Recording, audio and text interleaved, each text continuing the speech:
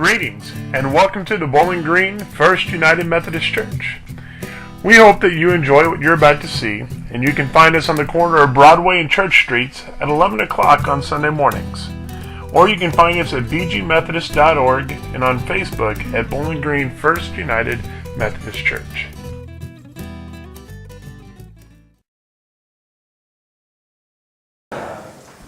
Now, when I was planning my sermons out, I wasn't planning on this landing on the day after our conference, but it's kind of worked out well that way. I have to be careful, though. I'm glad you all sat next to those two troublemakers, so I'm not sure you can do much to keep them in line. But one of the things we were talking about yesterday was that we have a lot of prep work to do. And in fact, as we've been looking over the last several weeks, we've been talking about the vows that we make as members of the church to uphold it by our prayers, our presence, our gifts, our service, and our witness. And what we've been talking about so far is the prep work. This is the stuff that we need to do to have in place so that we are ready to go and do. And remember when we started this off, when we were talking about prayer, we said these are kind of the order of the way that things are supposed to happen. We pray, we listen, we respond, but our response is not by doing something. It is engaging God in conversation so that we're clarifying what it is that He is telling us and trying to get us to understand. Then we do. We like to skip from prayer to doing, though, because we like doing stuff. We want to know that there is something we can do. We want someone to tell us that if you just do it, if you do this or these 3 things or these 10 things or whatever it is, then things are going to be okay. But we've got to do this prep work first. You know, I could go to the lumber yard and say, I need a whole bunch of 2x4s and I can try and build a house. I don't recommend that because if we had a dog, it wouldn't even sleep in that house that I would build because it wouldn't hold up very well. Because I have no idea what I'm doing with a hammer and nails. I can kind of drive them in, but I really need someone sitting there telling me what to do. Bob can even draw up the best plans possible, and I still wouldn't be able to put that house together. That's just not one of my skills. Now, I have known folks, though, that they can do that. They can walk into they could go down here to Bowling Green Lumber, and they could say, give me this, 2x4s, nails, screws, all the other stuff. I can't even tell you all the stuff that goes into building a house. That's how good I am. But they would do that, and they could rattle that off the top of their head. They could go out someplace and they could build, might not be an extravagant house, might not be a big house, might not be the most wonderful house ever built, but they could do it. But they also have decades of experience. They have done all that prep work. They know what they are doing. They are doing what they have prepared to do. Now the good one, the even better ones would probably at least sketch something out on the back of a napkin that gave them some basic idea of what they were doing, but they could do it. That's what we need to do when we are doing things, is we need to be ready to do it. And that's what we've been talking about in prayer, or when we're talking about God being present with us and that God expects 100% from us. That's part of our preparation because we remember that 100% that God expects from us is from us, not from what other people are. God is not expecting 50% of my mother, 25% of my father, 12.5% of what Emily has managed to pound into my head, and then 12.5% of myself. I think that equals 100. God's not expecting that. God is expecting 100% of us. And that frees us, actually, to be who we are. And actually makes less work for us because we get to be us. We don't have to be anyone else. We can be who we are. And that's what God expects from us. Is 100% of us is 100% of who we are, who He made us to be. And we talked about what it is we can give. Because part of what God has made us to be is that He has given us gifts to use. And the gifts, what's important is not are we checking the things in that list off, that whether we're fruits of the Spirit or gifts of the Holy Spirit or any of those things, but it is what are the gifts that we have that we can use. And in our time of prayer, how is God asking us to use those gifts? Because remember, the first disciples that Jesus called were fishermen. Now this was back in the day when fishing was not a glamorous profession. There was no Deadliest Catch on TV. There was no pro bass fishing or whatever it is you used to be able to watch on ESPN all the time. I'm assuming it's still on. It was dirty, grimy, unglamorous work. Yet those were the people that Jesus called first because they already had the gifts. Jesus was just redirecting their gifts into something even more important. He says to Peter and Andrew, he says, I'm going to make you fishers of men. And then he was helping them to figure out how they can redirect those gifts they already had to be of service, to be of even more service to God. And so we get this morning to talking about service. And how we serve and who we serve and what's important about that. And this is where we've got to be careful. There is, when we're talking about service and serving God, there's two different ways that we can look at this. There is, on the one hand, as James describes this, there's a service we can do that has faithful actions. And there's service we can do that doesn't have faithful actions. Both can lead to good things, but what makes us different as Christians is that faithful action part of that. That's what makes our service that we do, or should make our service that we do, different. James has spent this passage in chapter 2 describing that we can't just have faith, but that we have to have faith with action. Or in other translations of Scripture, this is faith and works that he describes. I like action trees. It kind of describes what it is we're doing.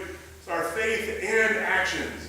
Our faith must be demonstrated by the things that we do. And if we're going to serve others, then we have that faithful action has to be a part of it. That's what makes our service different. Otherwise, otherwise we may be serving, we may be helping people, but it may not be the best that we can do. There is a difference between serving others and servicing others. Ran across a friend of mine was saying, we are called to serve people. We take our cars in to be serviced. And we have to be careful that we don't confuse those things.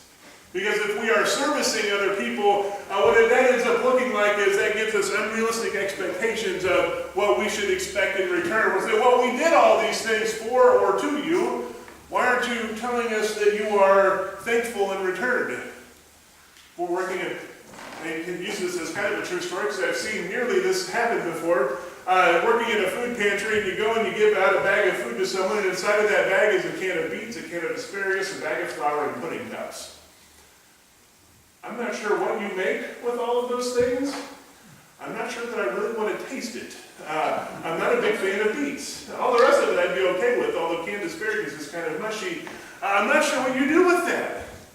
But I have seen and have even helped put together a couple of bags where that's been part of what has gone out inside of that bag, and then we expect folks to be grateful for that, and they're staring at that going, I'm not sure what to do with this either.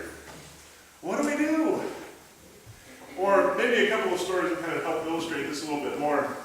This isn't the picture of the building, but it's got a bunch of different doors on there that I wanted us to see. I had a friend of mine who spent a summer doing an internship at an urban ministry.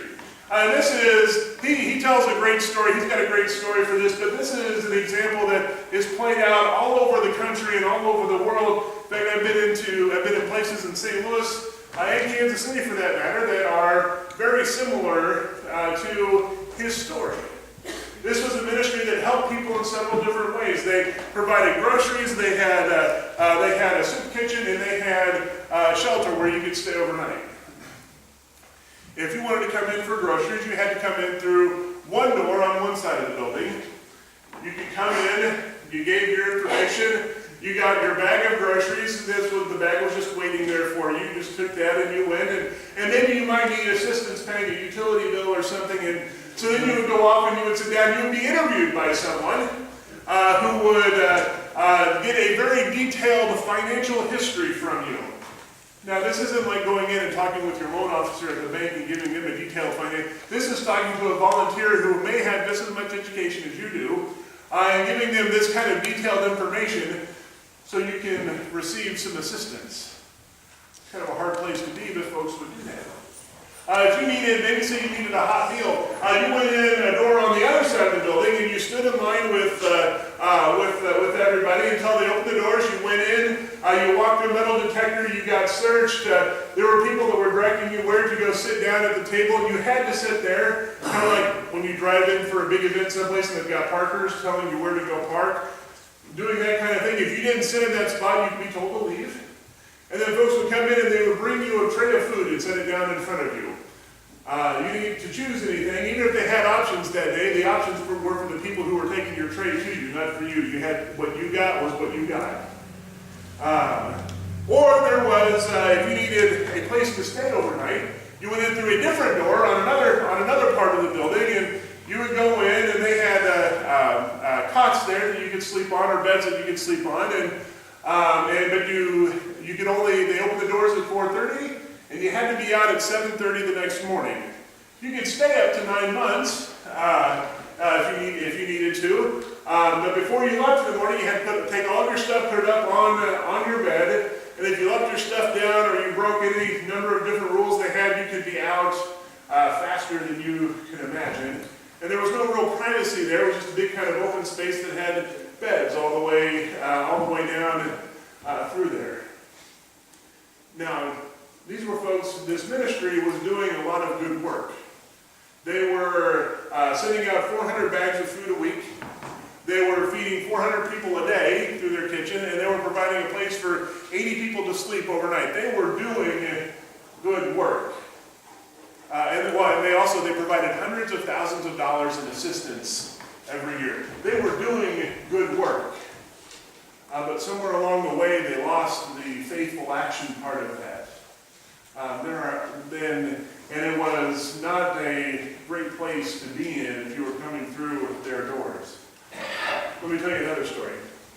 This is one that I know a little bit more, because this one I was involved in. At a previous church, we had a food pantry. This food pantry covered, we would serve folks that were inside of the school district. It was kind of almost a school district almost as large geographically as the Bowling Green district is. And so, we covered a lot of space. There weren't a whole lot of people that were covered by that. And we did, what happened was, when I first got there, we would go, each church would take 1 or 2 months a year, and we'd go up twice a month, and we had a list of about 8 to 10 families that we would put food into bags, whatever we thought might be appropriate or would be good. There was no, and every church did a little bit differently, and then we would give that food to folks. And whenever we needed food, someone, Lions Club, Boy Scouts, schools, churches, whoever, would have food drives, and they would collect food that they would donate to the pantry, and then we would get, now, y'all know what kind of food. A lot of times we get a lot of really good, useful food, but we'd also get those times, when someone comes up and they ask you for food, and you reach back into that dark part of your cupboard that hasn't seen daylight for about 10 or 15 years. Where you put all of the stuff that you thought was a good point at one time, or mistakenly got into your cart on accident because you didn't read the label very clearly. That stuff that's sitting in the back, pull that out, you put that into a bag, and then we got a lot of food that was like that. Was also why we had to check every can that would come through and check the expiration date on it, because canned food does have an expiration date on it, and we had stuff that might be, a month, 2 months expired. That stuff wasn't too bad. It was the stuff that might be a year or 2 years expired. Or at one point, we even saw a can that had a bunch of 9s in it, like 1990 something. This was like in 2010. We had to kind of watch what was there. And time moved on, and the folks that were ahead of this program, we kept that going for quite a while still. But the folks who had been running that have been faithfully doing that and serving these families who very much were in need. They needed help. Every time they would try to get ahead, and they worked diligently to try and do that, something would happen and would knock them back to square one. It was hard for them. They needed this help, and they received good help. But time came, we had kind of leadership change. The folks that were in charge, they had family issues and health issues, and they couldn't keep doing it. And so we were left trying to figure, well, what do we do now? We had a couple of folks that stepped up and we started to kind of figure out, well, what do we do? And they had some experience in other places, and we started talking to some other folks, and we said, well, one of the first things maybe we can do is we can just figure out, so we all know what it is we're supposed to give out every month, and we come to put bags together and boxes together, and so we just kind of put together a list of, if you've got a family of 2 or 4 or 6 or 8, here's what you're going to get. And so we knew what, it was based on what we had on hand, but we also knew this is what was going to go out. And we kind of talked to the folks that we were serving and said, what would help you the most? Because we know that you can't use a can of beets. What can we do to help you the most? And so we kind of put that list together, and something crazy happened when we did that, was we put that list together, and then we could tell folks when they were doing food drives, we could say, we're going to need 40 boxes of mac and cheese, 30 cans of tuna, 60 pounds of pasta, and we could give, these are the things we're going to need. And lo and behold, all of a sudden our shelves were almost overflowing with stuff because people knew what they could get to help us out. It's a whole lot easier going into Walmart or the grocery store and you can say, and you can put 5 additional boxes of mac and cheese in your car with the 5 you probably already have, than it is to try and say, well, what should I get? So all of a sudden we had more food coming in, but that was good because inside of the first 6 months we went from serving 8 to 10 families, we doubled that number. 16 to 20 families inside of 6 months. We knew there was still more need out there, but we just didn't have a way of really getting out there to it. But all of a sudden, we were reaching people because we were doing something differently. We were serving people and not just servicing their needs. We had done a lot of good work for many years before that, and we had helped a lot of people. But now, with just kind of changing the way we were doing and working to serve, we were able to, folks knew that, and they could feel that, and they saw that they were still getting a box of food. Some of the outcome didn't look a whole lot different than it did before, but now maybe there's some more useful stuff in there.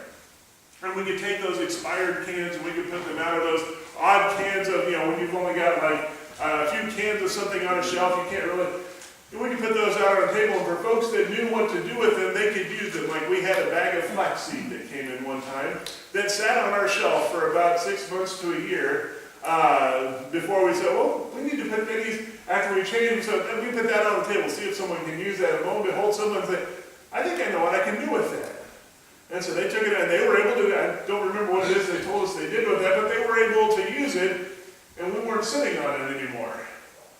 But we changed the way that we were working. And that's really what we're talking about. We're talking about faithful action, and we're talking about serving. A lot of times it means what we